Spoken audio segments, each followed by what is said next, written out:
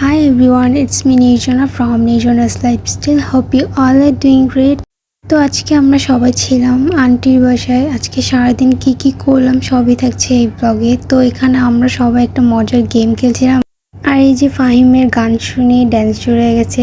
আর এখানে ওরা কি জানি বলছিল, বাট আমি তো কিছু শুনতে পারছিলাম না। আর ওরা অনেক হাসাহাসি করছিল। আর তোরি এখানে বলছিল আর আমি ওকে বলছিলাম যে একটু সুন্দরভাবে বুঝিয়ে বলতে।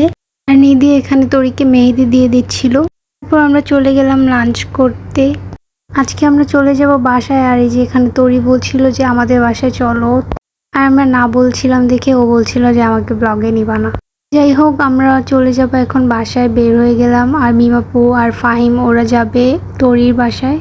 তারপর চলে আসলাম বাসায়। আর এই যে নিধি নিচে চলে গেল পেয়ারা পাড়তে, বাট সবগুলোর ভিতরে পোকা ছিল, তাই ও এগুলো ওদের দিয়ে দিল। আর দেখেন ওরা কি মজা করে খাচ্ছে।